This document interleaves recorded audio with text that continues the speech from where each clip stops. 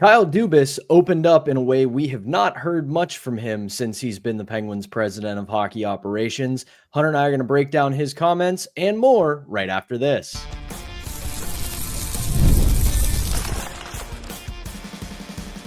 You're Locked On Penguins, your daily podcast on the Pittsburgh Penguins, part of the Locked On Podcast Network, your team every day. Welcome into another edition of the Locked On Penguins podcast. I'm one of your hosts, Patrick Damp. You can follow me across all social media platforms at synonym for wet. Joined as always by the one and only Hunter Hodes. You can follow him on Twitter at Hunter Hodes. You can give our show's Twitter account a follow at LO_Penguins. You can also drop us a follow on Instagram at LockedOn_Penguins. And of course, we appreciate you making us part of your daily routine. Don't forget that we are free and available wherever you get your podcasts, as well as YouTube. And if you follow us on YouTube, be sure to hit the notification button. That way you can be among the first to know when we drop our latest episodes. Before we dive into it today, today's episode is brought to you by FanDuel. Right now, new customers can get $150 in bonus bets on FanDuel if their first $5 bet wins. Well, Hunter, this is something I don't want to say missed so much as we had to kind of hold off so we could do Fan Take Friday to end last week. Kyle Dubas was on the PDOcast last week, and it was a very interesting conversation. And it was a side of Kyle Dubas that we haven't really seen since he became the Penguins' president of hockey operations.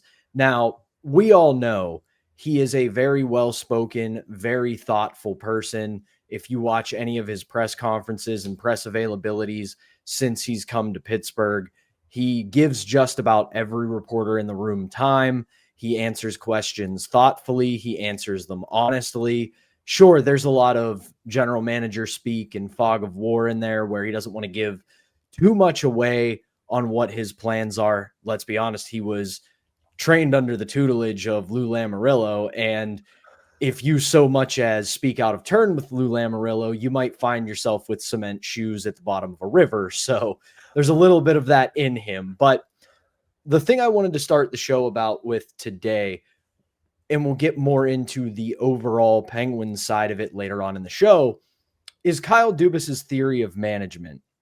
One of the things he touched on in that conversation, it wasn't directly about Mitch Marner, but it was basically a nod to what he's learned and what he believes when it comes to elite players, basically saying it's better to give a player you believe in a longer term deal and give them that security than to string them along.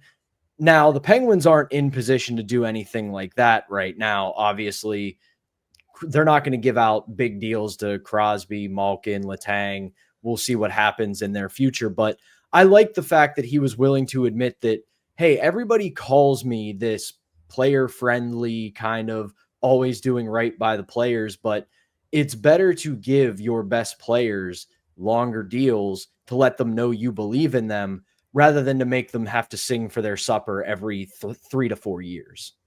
Right. That was definitely really enlightening. And by the way, people, if you have not listened to this episode yet with Dimitri and Thomas Drance, they both did a great job asking questions to Kyle Dubas. I very much suggest that you go and listen to the full show. We're not going to talk about the entire thing today because that would be kind of ridiculous for us. We want you to go and listen to the episode because they did such a good job with Dubas as a guest. So please take the time, listen to it. I would say 80 to 85% of the conversation was about management in the NHL, and about, the 15 to other 20% is about the Penguins, but it's still a really fun listen. One of the things that really stood out to me was when they asked Dubas about all the players they've taken, Pat, that have, skating grades of, 4 to 5, like they aren't the best skaters in the draft. And he kind of just said we identify players that we think can improve in that department, but we also think they have, good physical traits. They have good hockey IQ, good offensive tools on the ice. That's what they're kind of looking for, even though, when you look at the elite prospects grade for their skating, it's not, close to that 9 rate or even a 7 or an 8. They feel like they can improve in that regard. And I also liked how he discussed his management style. There was a part during the interview where he even said, like, yeah, like, I encourage conversations, between, the scouting staff and the analytics staff. Like, there's nothing, weird about that in the scouting rooms. He even said, like, I come from a big scouting background and I encourage these conversations. Like, I really like when both sides, give their opinions. And he even said, like, there's nothing weird about it. You're not seeing any major disagreements or anything like that. But I like how he answered that. They just try to, bring everything together in one room. And that's how it should be now, especially with where hockey analytics have come in the last, Pat, 10 to 11 years, honestly. Scouting obviously has been around way longer than that. But I feel like hockey analytics, they still have a long way to go, at least in my opinion. We both use them on our show, but they've still come a long way in the last 10 to 11 years. So I really liked that aspect as well.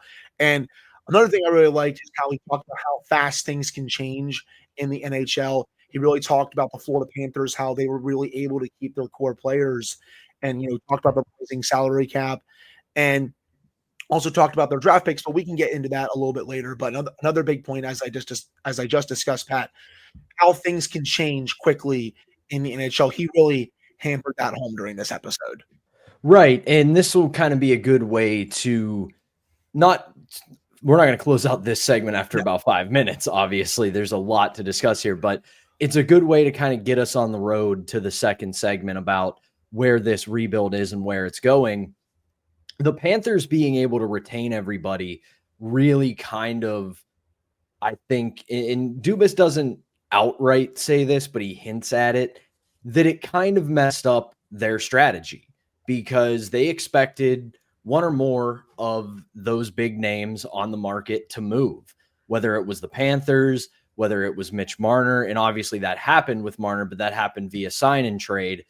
They kind of expected there to be more movement, which would have squeezed some teams out and left some players available, whether it was via trade, whether it was for RFA offer sheets and things like that. But given that a lot of the teams were able to flex their salary cap space, it really threw a bit of a wrench into the plan of what they were looking to do and what they're looking to do going forward.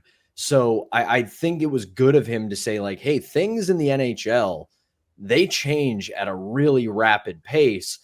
And to kind of put a bow a little bit on what he was saying overall and how it relates to the Penguins, he talked about how in the 2010s, the best teams were the best teams, not because they had any sort of reinventing of the wheel.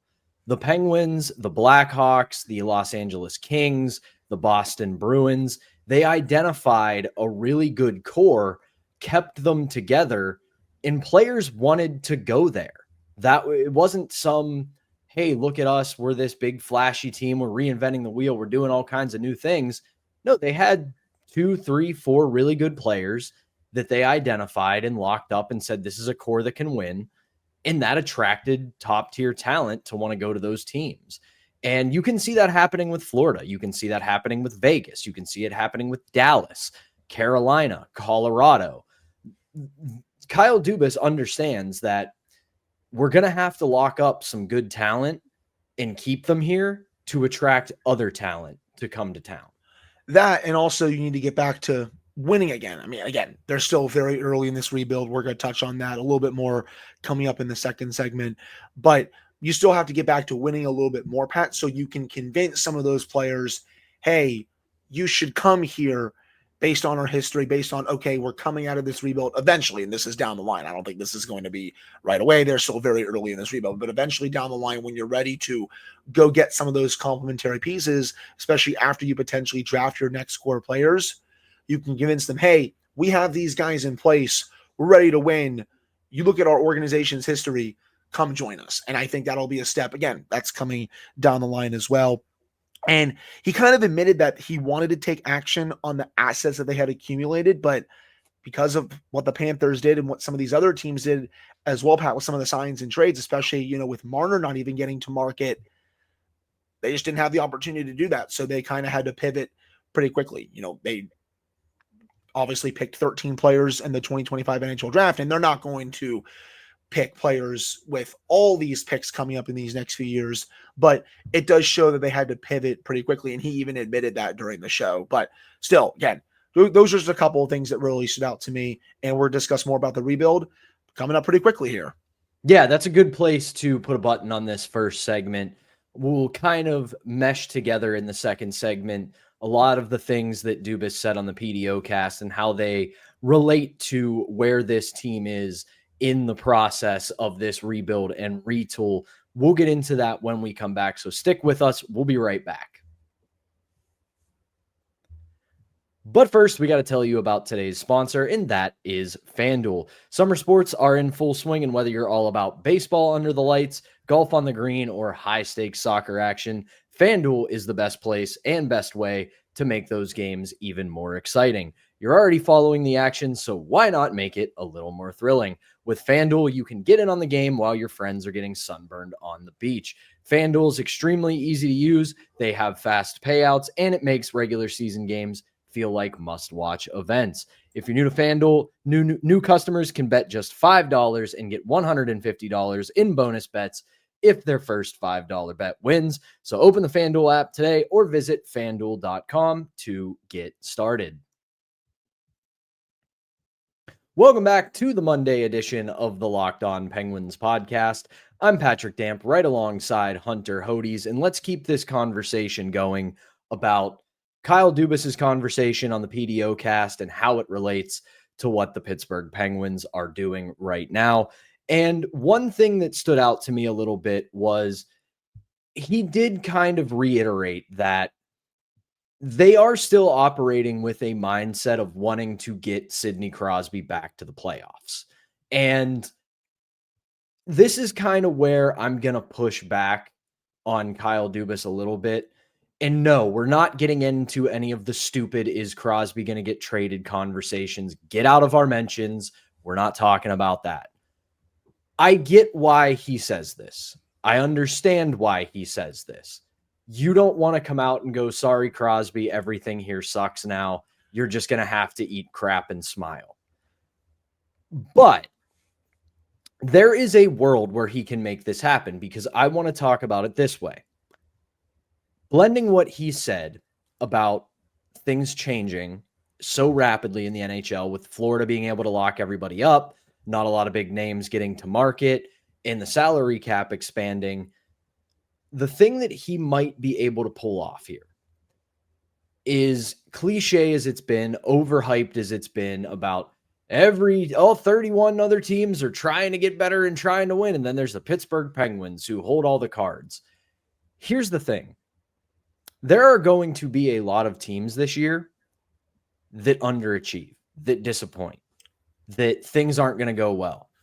And here are the Pittsburgh Penguins with a couple of good tradable assets and Brian Rust, Rickard Rakell, Erik Karlsson, whomever else, a boatload of picks, a boatload of prospects now.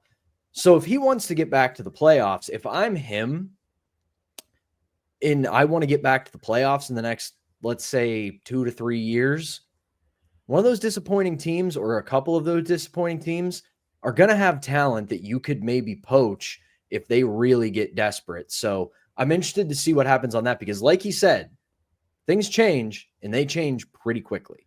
They do, but I also will push back on that a little bit. I mean, you kind of said it.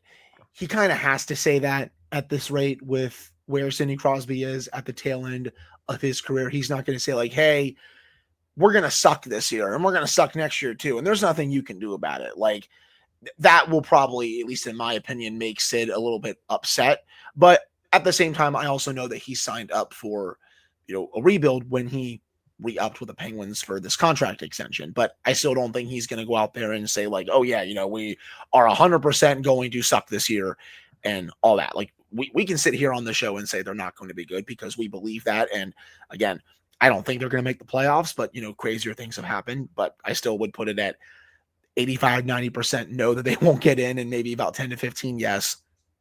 But he really admitted that with the draft picks that they have, like, they want to A, draft their next core players / franchise players, and B, use some of those other draft picks to go get some complementary players that will be out there whenever, because those types of players are always available. I think some people need to, remember that a lot of those types of players, they're available every year, but they still don't have their next wave of franchise guys yet. That might start in 2026, depending on how high they pick in the draft, whether that's McKenna, whether that's someone else a bit after him, but it may start at that point. And maybe it continues into next year with Landon Dupont, just because he's also seen as a generational / franchise type of player. But again, I also think some people need to understand that not all rebuilds are created equal. Are they at the beginning stages of this right now? Yes. Does that mean this is going to take 8 to 10 years or something like that? No, because not all rebuilds are the same. I've seen some take that long, but I think, in my opinion, right now in the cap era, with where the league is and where the league is going, your rebuild should not take that long at this rate. And I think that's why you're seeing more teams try to do this as quickly as possible and kind of do it on the fly. I think the days of seeing, a decade-long rebuild or even close to a decade-long rebuild, they're getting close to being over, in my opinion, just because of where the league is going, how high the salary cap is going, and all that. But I also know that Kyle Dubas company, they're not going to put a total timeline on this. I'll say this, though. If this takes 8 to 10 years, I think something went horribly wrong, and I think they just mismanaged this whole thing. It should not take that long. I think if it's somewhere, few years up to maybe 5 to 6, I think that's totally reasonable for me, just because that's how you see some rebuilds go, and even other sports, even in the NHL as well. But they are still in the early stages of this. We've seen the reports out there that they want to get aggressive in 2026 for free agency with the cap space they have. Again, time will tell. He said it, things change on the fly. But just to wrap this up, we're still very early in this process. Once they really potentially get a franchise / core piece that will be with the team for many years to come, that's when I think this will really start speeding up a bit more. For sure. And I look at a lot of what Kyle Dubas did at this draft, what he's done for the past year. And he, I think, is understanding that, to your point about not all rebuilds being equal, not all rebuilds being built the same. Yeah. I think he's acknowledging that the franchise player, the top tier, top guy, it's probably better, at least in this instance for the Penguins and where they are as a franchise, that he's the last piece and not the first. Because for two reasons. One, you have the players the Penguins have right now. They're not bottoming out. It's just not going to happen. They're not going to be historically bad. It's not going to happen. If it does, it means injuries. It means bad luck. It means whatever. They are not going to be intentionally bad. They might not be very good, but they're not going to turn this team into a complete disaster area where it's borderline hard to watch. So he's looking at it as, still have to see if any of these players get traded, though, before the season or even during the season. So yes, jury's still out on that. But you look at some of the young players he's signed and traded for. You look at the players he's drafted, because he did say they did talk on that show, as you said, about a lot of these guys, their skating on elite prospects was like 3 and 4 out of 9. Yeah.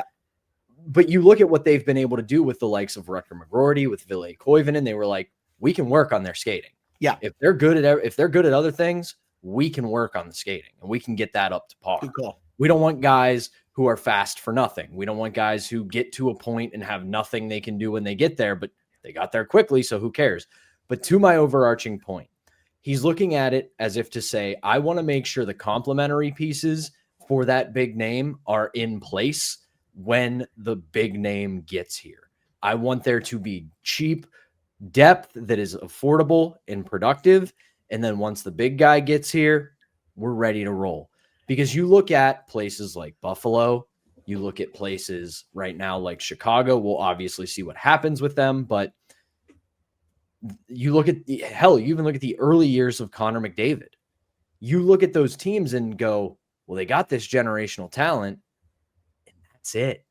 And as good as they are, as talented as they are, hockey's not a sport like basketball where you get the big name and they can play 36, 37 minutes a night, be on the court most of the game.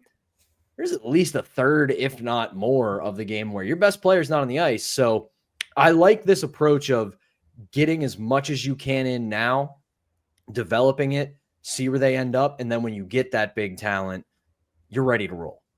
That, and also, again, you can also get more complementary pieces that are even making $4 to $5 million that get made available every year, that are putting up, 20, 25 plus goals in the league that maybe don't want to be with their team anymore, or maybe they don't want to sign their next contract with the team.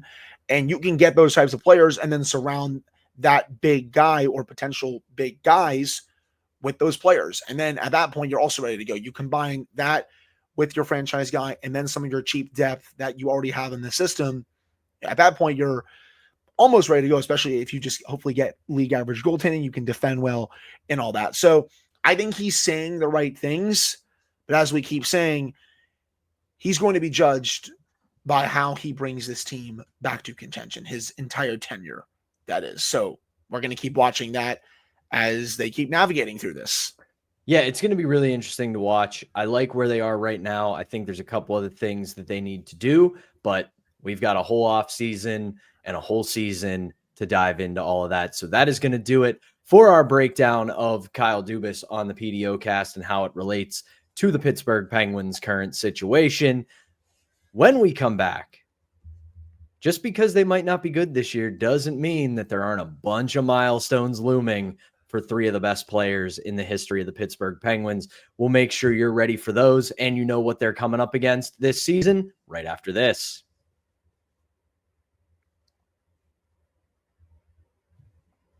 We're back here on the Monday edition of Locked On Penguins. I'm Patrick Damp, right alongside Hunter Hodes, and let's get right into it, Hunter. Let's get the big one out of the way. Sidney Crosby is 36 points away from tying Mario Lemieux's all-time franchise point record of 1,723 points. Crosby, as this season gets underway, has 1,687 because, of course, it ends with 87 points going into this year. I feel pretty comfortable in saying this, Hunter. I think you're going to agree. It's not a matter of if, it's a matter of when. Especially if he stays healthy, and I think that's going to happen. He is going to break this record this year, and that record is going to stay in place for at least a very long time, if not forever. But hey, I think we all said that about Mario Lemieux's franchise points record until Sid came along, and he's about to break it. So never say never when it comes to a record like that, but it's going to be in place for quite a long time. After that, he has Steve Yzerman in his sights, Pat, with 1,755 points, 68 points away from tying Yzerman. He stays healthy this year, the level he played at last year. I know he's going to be another year older. I say he gets ahead of Steve Yzerman for 7th all-time on the points list. After that, you have Marcel Dion with 1,771 points. If he's healthy, he'll have a chance to get that one as well. Don't think he's going to get Ron Francis at 1,798, but there is a real chance if he produces the way he did last year, this year, Pat, he could be 6th all-time in points by the end of this season and could potentially crack top 5 the following season. I say the way he keeps producing, I think he is going to get into the top 5 by the end of his career, which is going to be freaking awesome. You get into the top 5, man. You get obviously Ronnie Francis, Gordie Howe, Mark Messier, Jaromir Jagr, Wayne Gretzky. No one's touching Gretzky's record, but I think he can definitely get ahead of Francis in the top 5. Time will tell for Gordie Howe. And then for Evgeni Malkin right now, 1,346 points. He is only a few ahead of Patrick Kane, 31st in NHL history. He's set to pass Matt Sundin. He's only 3 away from tying him at number 30. You have Brendan Shanahan pretty close by, Guy Lafleur. You have Mike Modano a bit later on, Brett Hull. Evgeni Malkin has a really good opportunity to get into the top 25 all-time this year in terms of points among all NHL players. So I definitely think he's going to get that. I don't know if he's going to get to 900 assists this year. He needs 68 to do that. I think that's probably wishful thinking, in my opinion. For Sid, though, for assists, he's only 38 away from 1,100. And I say he gets that this year, especially with the way he played last year.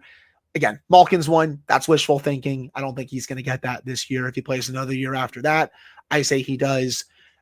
So those are just a couple of really cool milestones that we could see this year. But Pat, I know you also have a couple for Kris Letang as well.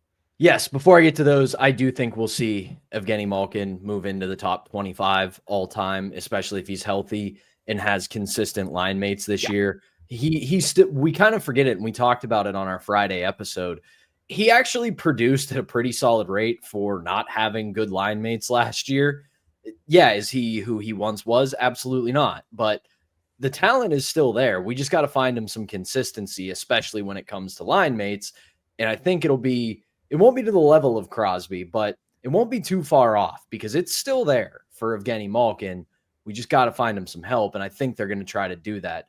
As for Kris Letang, it's a big year coming up for him. He's 3 assists shy of 600 in his career, and he is 28 points away from 800 career points. So that is another really big year coming up for Kris Letang. And I feel like I say this way too often, but I have to say it just because the fact that he is still doing this, the fact that he is still playing at a moderately high level. I know he struggled last year. I know on this show, we have talked about how he's probably no longer a top pairing defenseman. But when you accumulate everything he's gone through in his career health-wise, the fact that he is still chugging along, the fact that he is still motivated, and he can hit a couple of really nice milestones this season, given all he's gone through, really, really rooting for him to do it. 100%. And I love seeing him post those workout videos on his Instagram. There is no one that works harder than Kris Letang. You see that every offseason. It's goated, the videos that he posts every offseason on his Instagram, the way that he works out, the conditioning that he has, despite being in his late 30s. They may tell him, like, we're going to cut your minutes down, but he's still going to be like, no, I don't want that to happen. I want to be out there for half the game, even though it's like, okay, Kris, you're a bit older now. You're not the player you used to be, but we understand why you always want to be out there. And Pat, it's crazy. 22nd all time, among points for defensemen in NHL history. He only needs 15 points to tie for 20th, 16 to get into the top 20 all time for points among defensemen in NHL history. It's pretty awesome. Like, I can't lie. Like, you mentioned the milestones, Pat. 3 assists away from 600, 28 points away from 800. I say he does both this year, and I say that he gets into the top 20 all time for scoring among defensemen. 3 really cool milestones I think we're going to get from him this year, even though he's not going to produce like we've seen in the past. That's just not going to happen. No, but I think the combination of knowing that their time is coming to an end together, the fact that they want to go hopefully on one more run together, and you mix in these milestones that they're staring down, I think we're going to see a motivated big 3 this year. We'll see how far that motivation gets them, because we're all pretty motivated. It doesn't mean we always get what we want, but we will see. Obviously, we're going to be tracking that all season long. So make sure you're sticking with us. Make sure you're subscribed. Let us know what you think, when these guys will do it, how you felt about Kyle Dubas's interview, and anything else on your mind in the comments. But that is going to do it for this episode. Hunter and I will be back with a new episode for you on Wednesday. We're working on maybe switching up the schedule this week because both of us do go on vacation at the end of this week. So we want to make sure you're getting your fill of Locked On Penguins. So keep it locked here on our YouTube channel or wherever else you subscribe, as well as our social media channels. We'll let you know. But for now, for Hunter Hodes, I'm Patrick Damp. Thank you as always for tuning in, and we'll be back on Wednesday.